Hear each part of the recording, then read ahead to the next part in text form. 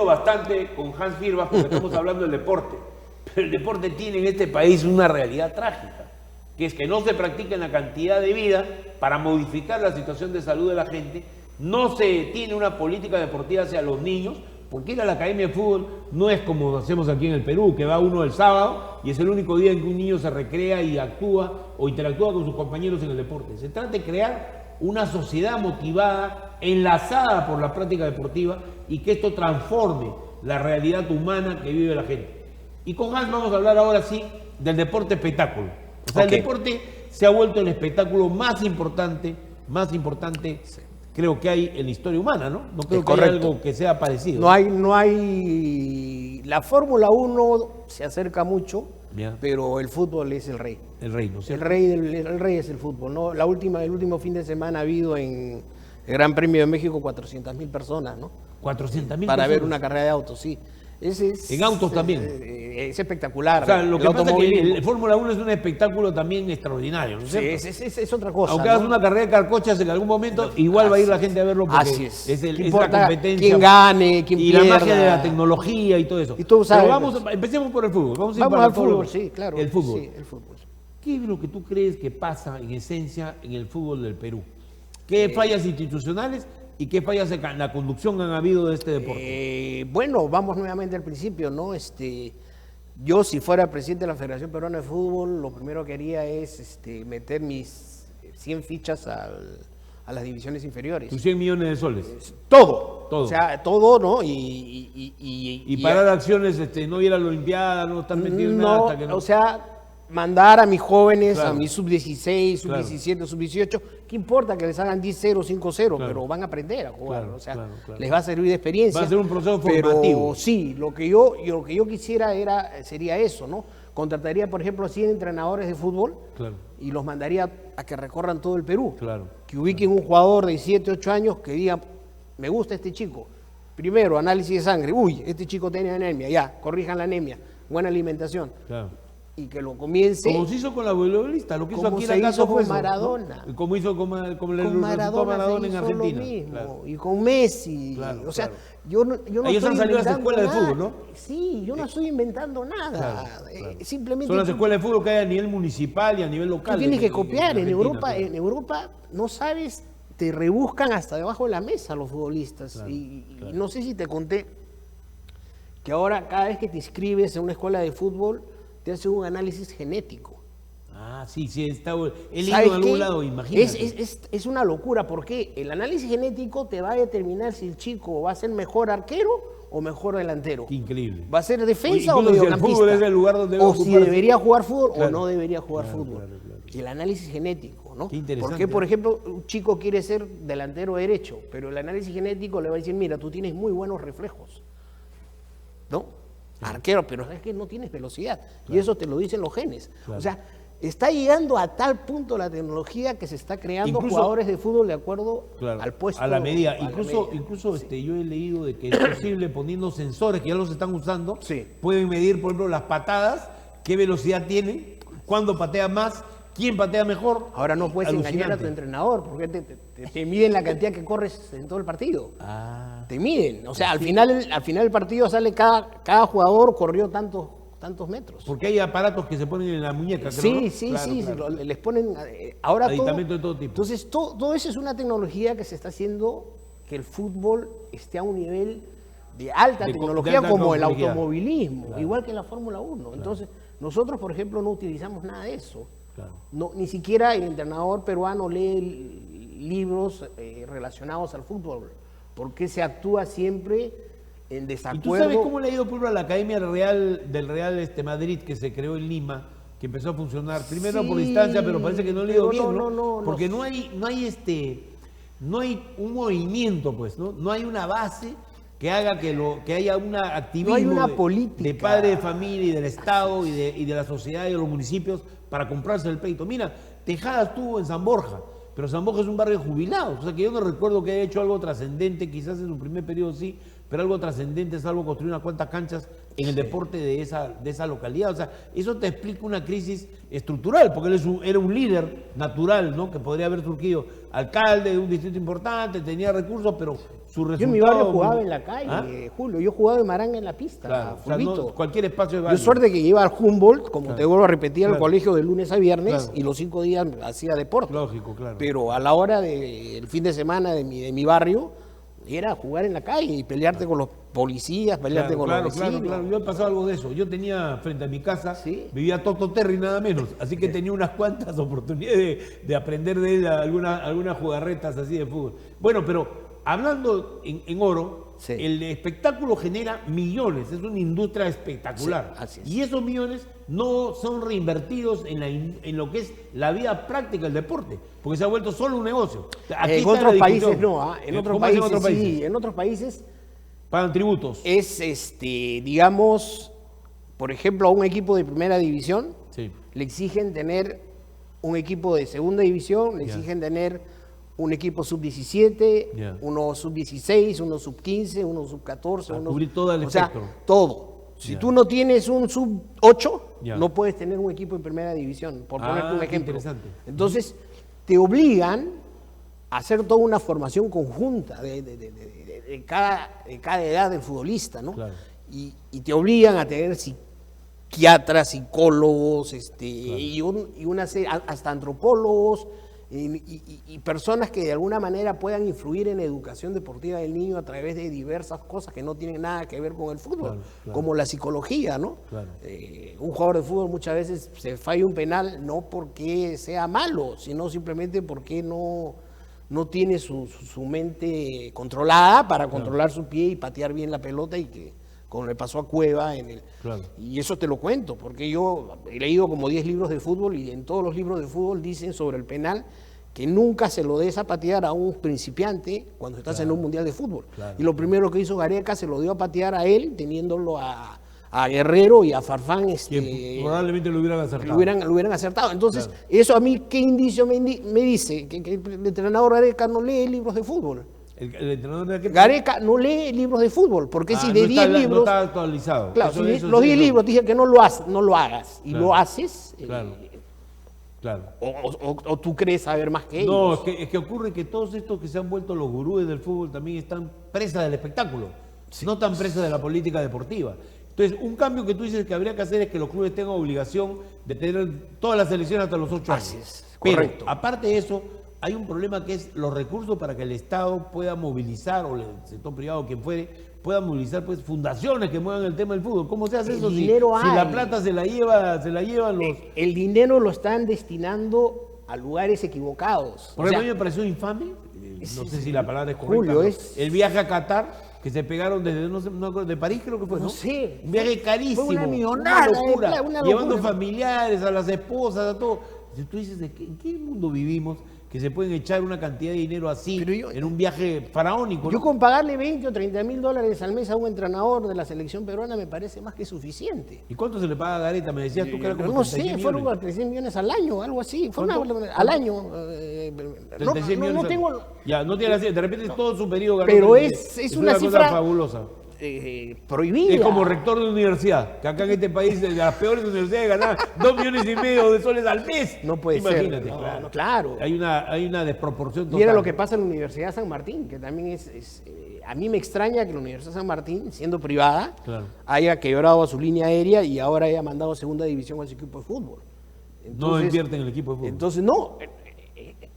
La universidad con No esos le da dos prioridad. datos me dicen que no sirve. Que no sirve, claro. Es una universidad que no sirve. No o le sea, da prioridad. o sea, ¿cómo vas a descender a tu equipo de fútbol teniendo una universidad que te respalde Claro. para la Bueno, y la formación de César Vallejo, nuevos? no te olvides que mientras estaba en elecciones, el dueño de esa universidad le metió duro plata, ¿no? Y después abandonó Es que todo esfuerzo. el Cholo, y con cariño se lo digo al Cholo, porque se lo digo con cariño, es muy inteligente. Acuña, por supuesto. que sí. Acuña es Sí, yo lo conozco, es sí, una muy persona, inteligente, claro. me pueden decir que muchos que no sabe hablar lo que quieran decir, pero es una persona muy centrada, Muy muy sagaz, inteligente. muy sagaz. Sí, yo lo he visto Y en su negocio su también. equipo de fútbol es una parte, digamos, de la demostración de lo que... Ahora, ellos, ¿cómo están? ¿Cómo está a propósito el equipo de la César muy Vallejo? bien. Así, ¿no? Se va a la... tengo entendido- Disculpa mi ignorancia del No, no fútbol, te pero- preocupes, es que va a competir, creo, a la Sudamericana junto a la U. O sea, ahí está en la Está, línea. En está, cambio, San Martín se fue para abajo. A la segunda división se ha ido. Qué bárbaro. ¿no? Bueno, Entonces, ahora, hablamos del fútbol, pero ¿cuál va a ser el futuro? Porque ahora que no hay mundial, ha bajado el entusiasmo, ya el público no está en tensión, sin embargo van en masa, se masacran entre los partidos, frente a los partidos que se pierden o se ganan. Es la frustración que vamos a sentir nuevamente a partir de febrero del próximo año de ver Alianza perdiendo 4-0 contra cualquier equipo en Sudamérica, viendo a la U también perder 3-0 o 4-0. ¿Y cuál es el secreto para lograr que los equipos funcionen? Hay que agarrar a los niños. Ya, ese es uno. Eso es formar. Pero ¿cómo haces con los actuales? Que son parte de un Lo que espectáculo. pasa- lo que no pasa- puedes cerrar los estadios y decir a los equipos que no funcionan. O sea, ¿qué No, puedes lo que hacer pasa es ahorita? que tienes que agarrar a los jóvenes que tengas, A los jóvenes, a los mejores. a los de la de sub- 17, sub-17, sub-16. Claro. ¿Por qué? Y subirlos. Porque acá, ¿qué es lo que hacen? En Perú contratan a jugadores de 35, 36 eso años es absurdo. de otros países Que están con con la edad sueldos de vencida. 300, Claro. 400 mil dólares Claro. al año. Sí, pues una barbaridad. Entonces, yo digo, pucha, si yo dejo de contratar a ese jugador, ¿qué puedo hacer yo con 400 mil dólares al año? Todo lo que podría hacer por las divisiones inferiores. Pero no te hablo de un jugador, te hablo de 7, de 8. Claro, que son extranjeros. ¿Y por qué se hace todo?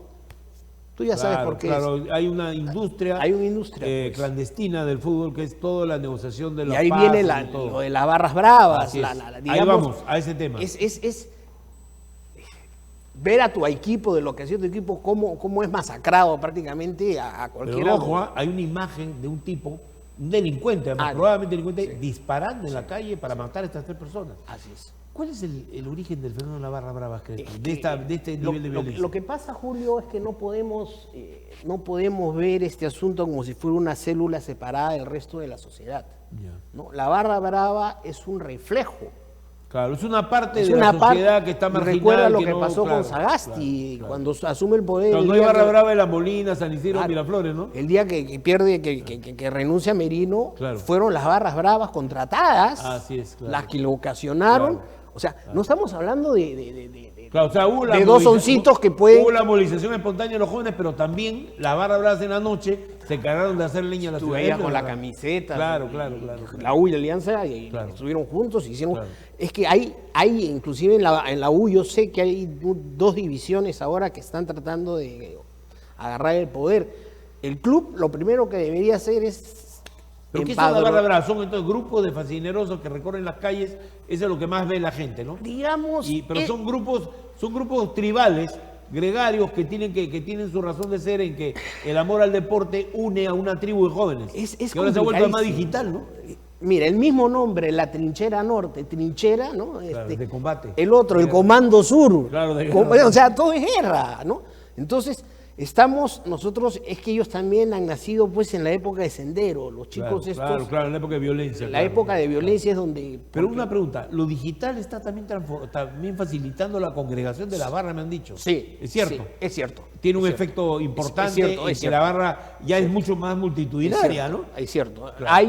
Yo te digo que la barra de la U, por ejemplo, inclusive cuando la gente no se da cuenta, pero ellos se sientan en la tribuna sur no Claro. desordenadamente, perdón, en la norte no desordenadamente, Ordenadamente. sino cada, digamos... Alguien hizo el mapa, además, para que se sienta. Claro, o sea, hay gente que tiene el derecho de sentarse en el medio, Claro. que son los jefes, y Claro. sus subalternos van al costado, y los otros... Claro. Y la U tiene subbravas, o sea, Claro. barras, Barra brava. subbravas, ¿no? Claro. Por ejemplo, tiene una en Ayacucho, tiene otra en Junín, tiene otra en... ya. Tiene inclusive en O sea, Europa. descentralizada. Inclusive en Europa tiene también sus bravas. Cuando juega la selección peruana, ellos también van a alentar al jugador de la Y U. en Alianza también hay esto, ¿no? Sí. Pero a lo que voy es a lo siguiente. Hay aquí un tema que es el control policial, que eso es una parte. Pero la otra es qué puede hacer el fútbol para limitar la acción de la barra. Se ha hecho en Europa, ¿no? En Europa hubo un movimiento también Lo terrible que pasa de es ese tipo y que se ha aquí controlado. muchos dirigentes de los equipos de fútbol utilizan a las bravas no para interés del club. Hasta en invasiones de terreno, perdón. Los hasta en utilizan actos para delictivos. Claro, entonces les dan entradas gratis, le dan dinero. Entonces, si ellos tienen un problema con el club, las barras bravas salen a defender al Claro, dirigente. claro. Entonces, ¿quiénes pueden hacer eso? Eso es Delincuentes. tribal, claro. Tienen que ser delincuentes. Claro. Entonces, si Que se tú- meten a amenazar a los jugadores, por ejemplo, cuando hay una exigencia que le paguen, ese tipo de Claro. cosas, de repente aparecen barras bravas que los cuadran, que Los cuadran, o con sea, lisura y media, claro. Eso no se puede permitir. Tú ves en cualquier partido en Europa, el público está sentado y lo único que tiene que hacer es así para poder estar en la cancha de fútbol. Claro. Claro. O sea, pero haz así en pleno partido para que veas la sanción que te va a caer, ¿no? O sea, y además, por educación, nadie se va a atrever a hacerlo. Claro. ¿no? Claro. O sea, entonces por eso, lo de las barras bravas, a pesar que Jaime Pulgar Vidal, que yo también lo quiero, lo admiro mucho, dice que la educación no tiene que ver en esto. Sí. Yo creo que sí tiene que ver la educación. Bueno, por lo menos una son persona gente que son prófugos de educación, o sea, porque realmente muchos de los barristas, jóvenes sobre todo, son gente que abandonó la universidad, que abandonó el colegio, está la secundaria, así es. Que se han ido de la secundaria, son jóvenes que están en las calles pateando latas, a veces buscando un espacio de diversión, y este espacio de diversión se vuelve la barra, que además no funciona solamente cuando hay partido. La barra brava se vuelve una forma de vivir. Lo que pasa es que el barrista ya no puede vivir solo. Así es. Vive en la tribu. Claro, él deja de ser un ser individual, o sea, no tiene propia personalidad. Claro. Tú lo lanzas a la pista solo y no sabe qué hacer. Es un buen padre de familia en su casa, pero puede ser un exacerbado Atila en la barra. Entonces, ¿no? es algo incontrolable. O sea, si tú no puedes controlar tus propios impulsos, en este caso muy bien dicho, impulsos, estamos hablando de un problema ya psicológico. Pero tú sabes que está estudiado de que, en primer lugar, la edad de riesgo para la violencia se da entre los 16 y los 24 años. Esa es la edad de riesgo en la cual hay la mayor cantidad de homicidios, hay la mayor cantidad de delitos que se cometen en ese lapso de edad, crítico para toda sociedad. Y además está demostrado de que la mayor parte de aquellos que cometen de la violencia, 86% de los homicidios son cometidos por hombres. Mira qué buen dato. Mira, 14 por mujeres. Bueno, o sea, es una diferencia abismal. Con toda esa data estadística que tú... Pero déjame terminar. Sí. Y resulta que los romanos tenían un gran problema con los jóvenes bárbaros que vivían en la ciudad de Roma, porque vivían en las barriadas y se metían a asaltar la casa de los ricos en temporada de verano, que era pues época de calor, y se metían por la acción de la testosterona que los volvía pues eran bárbaros ya en la manera de pensar, y eran unos bárbaros de la actuación. Entonces saqueaban la casa. ¿Sabes lo que hicieron? Crearon el servicio militar. A partir de ahí, claro, para que las legiones eran parte del servicio militar. O sea, metieron, en lugar de tener mercenarios, reclutaban a ciudadanos, a jóvenes, bueno, no eran ciudadanos, pero a jóvenes que los metían ahí. Y los hacían marchar todo el día como para que no hubiera los disturbios. Y mira, a lo que voy es que hay un problema aquí, que es una etapa de riesgo donde estoy seguro que el núcleo de los barristas son estos jóvenes. Sí. ¿No? Y adultos que adquieren o persisten en una práctica cultural agresiva y anti-convivencia. Entonces, el tema principal es que hay que tratarlo por ahí. No es solo la represión, que le metas gas, porque no, la represión eso lo vuelve héroes, no es así. No es así. Entonces, acá es un tema más de... Vas a tener otro indio, Brian. Mira, por ejemplo, una cosa clave es empadronarlos, porque tú con eso vas y averigua la policía o averiguan las personas que están a cargo de la parte social, averiguan si está Juanito en su casa o está tirando piedras en la calle. O sea, hay todo un problema de control social acá, ¿no? Porque tú con un empadronamiento, inclusive antes de darle el carnet, puedes verificar sus antecedentes. Lógico. ¿No es cierto? Lógico, y saber, claro. No, tú no puedes ser barrista, mira, claro. Tiene 3 asesinatos. Y hacer prueba de alcoholemia a la hora de entrar, por ejemplo, al estadio, que es algo elemental. Pero eso lo dice la ley y no lo hacemos. No lo hacen, ¿no? Si acá no se hace control... Con ese aparatito que se hacía para el control de la temperatura, tú puedes controlar también... Ahora el problema no está mucho dentro del estadio. No, afuera. Yo diría que... En la calle. Dentro del estadio... Es que en la calle se produce el cambio de conducta, ¿no? Claro. Cuando ya terminó el partido, están frustrados... Sí. Y además ya la gente se ha echado su trago, pues se meten con trago al estadio. El problema es el consumo, hay un gran consumo de alcohol de baja calidad y de pasta básica y cocaína entre los barristas. Claro. Entonces eso los hace perder el control de su comportamiento, también ayuda mucho. Y la masa, tú sabes, el comportamiento de la masa, ¿no? Estás con 100 personas, uno tiene una botella, 2 tiran una y comienzan a todos a tirar una botella, ¿no? O sea, es un poco eso. Es un comportamiento, digamos, que corresponde a las hordas pues, humanas, ¿no? O sea, tiene una lógica, en la historia ha existido ese tipo de conducta de colectivo siempre. Sí. Y como te digo, hay el grupo de edad que te estoy contando, que además hay todo este tema de la violencia que tiene que ser controlado con la educación por un lado, pero además sobre ellos hay que actuar. O sea, es como que tú digas, yo meto preso a todos los delincuentes y dejo sueltos a todos los barristas. Tú tienes que ir a actuar con los barristas. Por ejemplo, responsabilizando a los adultos que están organizando esto en términos del crimen, porque son grupos que también actúan como bandas criminales, no digo la barra completa, pero sectores de ellos pertenecen a los jóvenes delincuentes que están en los barrios, ¿no? Sí, yo no quiero mezclar a santos con diablos, porque sé, yo he sido testigo también, porque he sido parte de la barra, de que hay gente que realmente es buena onda, es barrista, claro que sí, que quiere supuesto, el fútbol, ama el deporte. Claro. ¿no? Pero hay otros que se dedican a vender la droga, a facilitar el trago. El otro ¿no? entra, justo a eso iba. El ejercicio violento del poder de los líderes, por eso es un tema. ¿No? El otro es parte de la barra porque es narcotraficante y le vende pues a 20 barristas hace la droga, ¿no? Y hace su negocio. Claro. Y el otro es un sicario, ¿no? Bueno, ahí se necesitaría realmente unos ternas que se dediquen a ser barristas, ¿no? Para que puedan inteligencia, la inteligencia, eso lo pensé en casa cuando me dijo tu productora que el tema era ese. Yo lo primero que se me ocurrió era inteligencia. Además, tú sabes que el concepto de los ternas viene de la policía francesa, que mayormente no es uniforme. Antes tuve gendarme, todo. Claro. Hay, por supuesto, ¿no? Uniformados, pero generalmente la forma de acción de ellos están en las calles como civiles. Sí. ¿Ya? Y programados para poder intervenir en caso de una emergencia, están en cuadrantes, se juntan todos y tienes un ejército de policías que entra en acción, además siendo de civiles difíciles que los identifiquen, ¿no? Entonces, además sabiendo que va a ocurrir el problema. Porque hay inteligencia predictiva, o sea, han estado explorando, ya conocen los barrios, conocen la gente. Todo. Tú sabes que Alianza va a jugar ya con un equipo por el título y tienes a una eliminada. Hans, entonces, se conoce el recorrido, yo he visto en Chaclacayo que la barra arrancaba en Santa Eulalia, bajaba por Chosica y pasaban por todos los mercados saqueando la fruta y venían hasta llegar a Lima. O sea, eso la policía lo sabe. El problema es que no hay el problema es que a veces también, y eso me lo han dicho, mira lo absurdo.